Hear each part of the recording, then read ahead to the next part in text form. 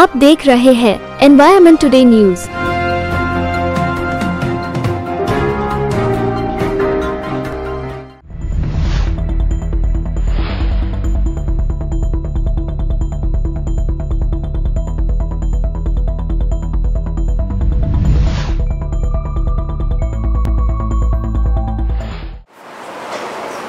मेरा नाम है यश गौरखेड़े और मैं और मेरी टीम कई सालों से समाज के विभिन्न क्षेत्रों में, चाहे वो स्लम्स हो, चाहे वो डिमोलिशन के और कोई मुद्दे हो, इसके ऊपर हम लोग काम करते आए हैं।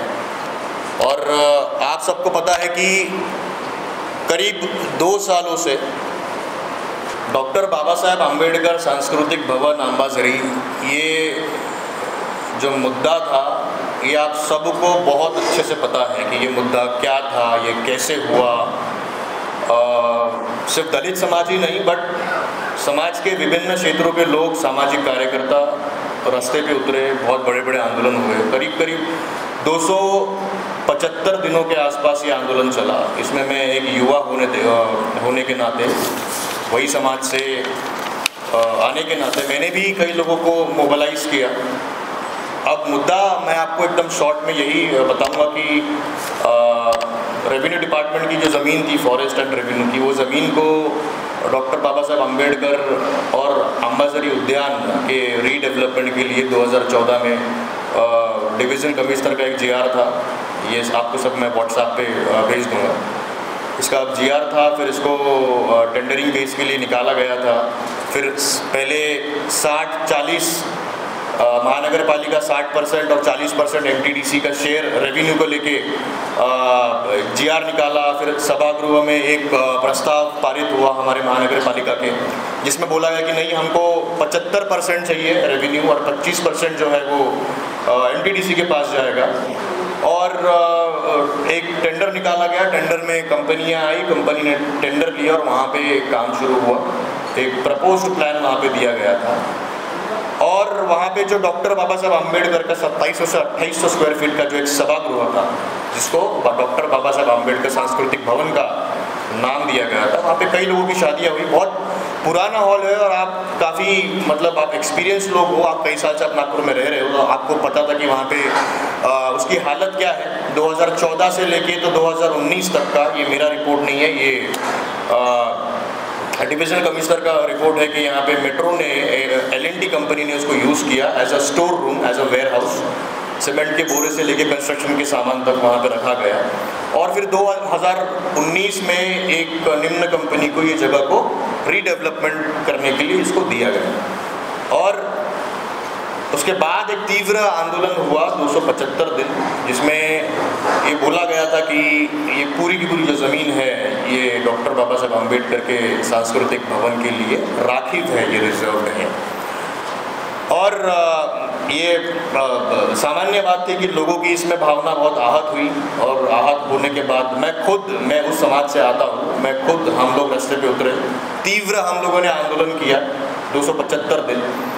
और आंदोलन करने के बाद हमारे जो डिप्टी सीएम हैं श्री देवेंद्र फडणवीस जी, ये आंदोलन स्थल पे आए और कमेटी के साथ उन्होंने बात की और उन्होंने एक वादा किया कि हम इसको किसी प्राइवेट बिल्डर को तो हम लोग नहीं देंगे, किसी प्राइवेट कंपनी को हम लोग नहीं देंगे, और इसका रीडेवलपमेंट करके एक भव्य भवन हम लोग वहाँ पे बनाएंगे।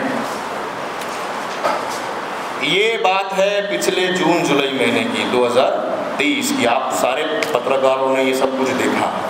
उसके बाद ये डिवीज़न कमिश्नर की एक कमेटी बनी।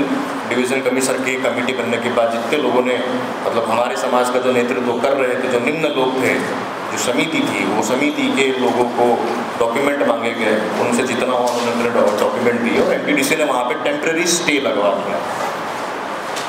अब बात ये है कि स्टे लगवाने के बाद करीब अभी मई का महीना चल रहा है, 1 साल होने पे आ गया। लोकसभा का इलेक्शन था, चलो 2 महीने छोड़ दो, आचार संहिता भी लगी हुई है 4 जून तक, ये आप छोड़ दीजिए। फिर भी आप देखिए कि इस विषय को लेके देवेंद्र फडणवीस जी ने इसके ऊपर बात की या इसके ऊपर किसी ने भी फॉलो नहीं लिया। और हमारी टीम ने जब इसके डॉक्यूमेंट्स को निकाला और सबसे पहले हम लोगों ने डिविजनल कमिश्नर का आपको पत्रकार परिषद हम लोग जो ले रहे हैं, तो उसमें मैंने आपको एक प्रेस नोट दिया है। प्रेस नोट के आप ये जो पीछे वाला पन्ना, और मैं डॉक्यूमेंट ऐसे पकड़ के ऐसे हिलाऊंगा नहीं, ठीक है?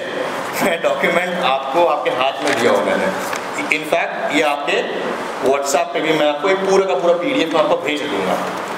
ये एक सर्टिफाइड कॉपी है जिसमें आप देख सकते हैं कि नीचे में कार्यकारी अभियंता, उसके बाद प्रभारी अधिकारी नजूल, सहायक आयुक्त भूमि सुधार ग्रुप, उसके बाद समाज कल्याण अपर जिलाधिकारी और उपायुक्त विभागीय आयुक्त कार्यालय, ये सारे के हस्ताक्षर है यहाँ पे। ये 22 पेजेस का एक कमिटी का एक रिपोर्ट था, एक अहवाल था, जिसका ये 21वां पेज है जो मैंने आपको दिया है, जो इसका निर्णय आया है। इसमें एक चीज बोली गई थी कि आप इसका जो हाईलाइटेड पॉइंट है यहाँ से आप ये पढ़ सकते हैं की जिल्हाधिकारी नागपूर यांच्याकडील संचिकाचे अवलोकन केले असता सदर 20 एकर जागा डॉक्टर बाबासाहेब आंबेडकर सांस्कृतिक भवनासाठी प्रदान अथवा राखीव ठेवली असलेबाबत संचिकामध्ये अथवा निवेदनामध्ये कोणतेही कागदपत्र उपलब्ध नाही। त्यामुळे निवेदनकर्ता यांचे निवेदनात सादर बाबीच्या अनुषंगाने तथ्य दिसून येत नाही। हे मी बोलत नाही, यश गौरखेडे हे बोलत नाही। हे कोण बोलत आहे? हे आपली ॲडमिनिस्ट्रेटिव्ह जे बॉडी आहे, right from the divisional commissioner till the collector of Nagpur, हे यांनी, म्हणजे झालं काय की हे जेव्हा होत होतं तर या लोकांनी एक कमिटी बनवली, काइंड ऑफ SIT आपण ज्याला म्हणतो, जे इन्व्हेस्टिगेशन करते कसं काय झालं होतं। आणि काही लोकांनी तिथे, म्हणजे आम्ही पण होतो आणि मी स्वतः त्या आंदोलनामध्ये होतो। माझ्यावर आपण RTA टाकून आपण बघू शकता की माझ्यावर किती केसेस आहे म्हणून। तर मला कोणी जय भीम म्हणून आणि प्रवचन देऊन बाबासाहेबांवर मला ते भ्रमित करू शकत नाही। मी डॉक्युमेंट जेव्हा मी काढले तेव्हा मला माहीत पडलं की असं ते नाही आहे विषय, ते विषय वेगळाच होता, त्याला बनवलं वेगळं केलं। आणि मी सुशिक्षित मुलगा असून, I am a graduate, I am working for Canada government, मी हैदराबादच्या निजी कंपनीमध्ये, माझी पगार 1.5 लाख रुपये आहे, मी कॅनडासाठी मी काम करतो आहे आणि मी सोशल ॲक्टिव्हिस्ट पण आहे, म्हणजे मागील 8 वर्षापासून मी काम करतो इथे।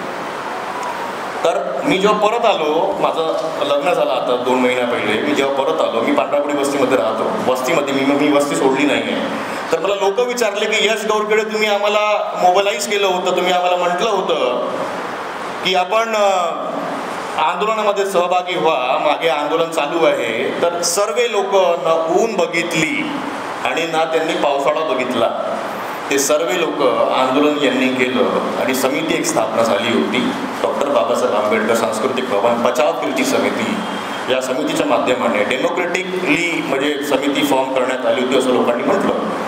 पण त्याच्यामध्ये मग काय झालं ते सर्वांनाच माहीत आहे। आणि देवेंद्र फडणवीसच्या हे जे आमचे डेप्युटी CM आहे, त्यांच्या मौखिक आश्वासनावर लोकांना न माहीत होता, एवढा मोठा आंदोलन न विचारता पावसामध्ये लोक बसलेले होते, तुम्हाला सर्वांना माहीत आहे, पावसामध्ये लोक आपण बसलेले होतो RBI चौकाला, आणि तेव्हा ते अभिवादन सभा म्हणून आपण तिला स्थगिती दिली होती। त्याच्यानंतर कोणीही फॉलोअप नाही केलं आणि त्याच्यानंतर काहीच नाही झालं। आणि मग ही जेव्हा कमिटी बनली तर कमिटीमध्ये सर्वांना नोटिसेस इश्यू, म्हणजे नोटिसेस बजावण्यात आले आणि नोटिसेस बजावण्याच्या नंतर लोकांनी म्हणजे जे क्लेम केलेलं होतं की ही जागा राखीव आहे, तर ही जागाचे जे पुरावे आहेत ते तुम्ही इथे सादर करावे। पण तुम्ही जे अहवाल बघता त्याच्यामध्ये हे क्लिअरली मेन्शन आहे की माझा जो नेतृत्व, मी समाजाची गोष्ट करत नाही, माझा ज्यांनी नेतृत्व केला त्या लोकांनी एकही डॉक्युमेंट दिले नाही। आम्ही सतत म्हणत होतो की आपल्याकडे डॉक्टर बाबासाहेबांनी जे न्यायालय प्रक्रिया बनवलेली आहे, आपण का बरं आर्टिकल 32चा प्रयोग करून आपण सुप्रीम कोर्टामध्ये नाही जात, आपण हायकोर्टामध्ये का बरं नाही जात, एक पब्लिक इंटरेस्ट लिटिगेशन का आपण दायर करत नाही। म्हणजे बाबासाहेबांचा कोणी एक नखही काढला तर पूर्ण महाराष्ट्र देशामध्ये, सर मला कंप्लीट करतो ना please, I am really sorry. तर आपण म्हणजे भडकून जातो आणि एवढी मोठी जागा जी राखीव होती, जे नॅरेटिव्ह ग्राउंडवर बनवलं गेलं आणि त्याच्या आधारावर समाजाने एवढं मोठं आंदोलन केलं, लोकांचा सामाजिक बहिष्कार पण केला. तर लोकांचं हे जे नॅरेटिव्ह होतं ते त्यांच्या दिमागामध्ये टाकलं गेलं. आता 1 वर्ष झाला आणि सर्व तरुण मुलं तुम्ही इथे बघू शकता, आणि हे कोणत्या एका समाजाचे नाही, मागे पण काही जे लोक बसले तर एका समाजाचे नाही, कारण की डॉक्टर बाबासाहेब आंबेडकर सांस्कृतिक भवन इथे सर्वांचेच लग्न होत होते. ठीक आहे. आता आम्ही जेवढे डॉक्युमेंट काढले त्याच्यावरती मग आम्ही विचार केला की सरकार को अब जगाना पडेगा आणि डेमोक्रेटिक तरीके से शांतीपूर्ण मार्ग से आम्ही नागपुरात फिरणार आहोत. उद्यापासून सिग्नेचर कॅम्पेन आम्ही घेणार आहोत. आमचं टार्गेट आहे की कमीत कमी 5 ते 7 लाख लोक या सिग्नेचर कॅम्पेनवर साईन करून सरकारना चेतावणी देतील आणि त्यांना हे लक्षात घालवतील की आम्ही त्याला काहीच नाही म्हटलं की तुम्ही आम्हाला बनवून द्या म्हणून. साहेब स्वतः आले, देवेंद्र फडणवीसजी, त्यांनी तिथे मौखिक आश्वासन दिलं आणि त्यांनी म्हटलं की मैं इसको बना के दूंगा, पण त्यांनी ते बनवून दिलं नाही. तर आता आम्ही हे सर्व लोक 15 दिवस म्हणजे 31 मई तक हम लोग ये घूमेंगे यहाँ पे पूरे नागपुर में. हम लोग लोगों से बात करेंगे क्या सच है क्या झूठ है, और ये जो जातिवादी जो भावना है ये सारे समाजों के बीच में, और ये सारे समाजों के जो दलाल बैठे हुए हैं, ये दलाल लोगों ने समाज को बांट के रखा हुआ है. लेकिन आज हम पूरे युवाओं ने मिलकर एक डिसीजन लिया, और महिलाएं भी हमारे मतलब अभी नहीं आ पाई यहाँ पे, लेकिन हम सारे लोगों ने एक निर्णय लिया है कि समाज में हम लोग घूमना है, लोगों से बात करनी है, क्या सच है क्या झूठ है, ये लोगों को बताना है, लोगों का समर्थन प्राप्त करना है. और समर्थन तो ऑलरेडी है, और जितने डॉक्यूमेंट्स हमारे पास आते हैं, जिस दिन आचार संहिता खत्म होगी, श्री देवेंद्र फडणवीस जी जो हमारे उप मुख्यमंत्री हैं, श्री अजित दादा पवार जो हमारे दूसरे उप मुख्यमंत्री हैं, और श्री एकनाथ जी शिंदे जो माननीय हमारे मुख्यमंत्री हैं, हम इनसे भी जाके मिलेंगे और उनको हम लोग ये पूछेंगे कि आपने जो हमको मौखिक आश्वासन दिया था, उसके बाद जो डिविजनल कमिश्नर की जो रिपोर्ट आई जिसके अंदर एक क्लियरली लिखा हुआ है कि विषयांकित प्रकरणातील जमीनदस्त झालेल्या, ये जो तीसरा पॉइंट है, झालेल्या वास्तूबाबत लोकभावना, समाज भावना व सांस्कृतिक वारसा लक्षात घेता आवश्यक त्या कायदेशीर बाबीचा पूर्तता करून घेऊन वास्तूचे पुनर्निर्माण त्याच परिसरात करणे उचित वाटते. म्हणजे ये डिपार्टमेंट को लगता है, ये जनता को लगता है कि वहाँ पे कुछ बनना चाहिए और वहाँ पे ये बनेगा. और नागपुर का युवा, समाज का युवा अब जागा है. ये सिर्फ किसी एक समाज का या एक समाज तक सीमित नहीं है, ये सारे समाजों का प्रश्न है. ये हम लोग रास्ते पे उतर के प्रॉपर तरीके से सिग्नेचर कैंपेन हम लोग करेंगे. करीब 200 वॉलंटियर्स आज है जो वॉलंटियरिंगली घर से डब्बा ला के काम करने को तैयार है. तो ये काम करेंगे, लोगों के बीच हम लोग जाएंगे, लोगों से हम लोग बात करेंगे, समर्थन प्राप्त करेंगे, और ये उनको कुछ समय देंगे. हम लोग एक अल्टीमेटम नहीं बोलूँगा, एक रिक्वेस्ट के तौर पर डिमांड नहीं कर रहे हम लोग कि ये उन्होंने खुद हमको बोला है, हम लोग डिमांड नहीं करेंगे. हम लोग खुद जाके उनको निवेदन देंगे, और निवेदन देने के बाद ये जल्द से जल्द वहाँ पे जो MTDC ने जो स्टे लगाया है, वो स्टे के ऊपर उनका क्या निर्णय आता है. अब वो जगह के ऊपर कोई भी, चाहे वो MTDC वहाँ पे निर्माण करके दे, चाहे वो महानगर पालिका करके दे, चाहे वो डिविजनल कमिश्नर, चाहे PWD, चाहे जो भी ज्यूरिडिक्शन होगा वो करके दे, चाहे कोई प्राइवेट कॉन्ट्रैक्टर करके दे, हमको उससे कोई फर्क नहीं पड़ता. बाबा साहेब का वहाँ पे अस्तित्व था, हमको वो अस्तित्व वापस चाहिए. ये हम लोग बहुत प्यार से बोल रहे हैं, लेकिन प्लीज़ आप पत्रकारों से भी ये निवेदन है कि आप इनसे जाके सवाल पूछिए कि ये काम कब शुरू होगा. और ये हम लोग सिग्नेचर कैंपेन द्वारा लोगों को जन जागृति करके ये इसमें जोड़ेंगे और एक काम को हम लोग जल्द से जल्द शुरू करेंगे. Thank you.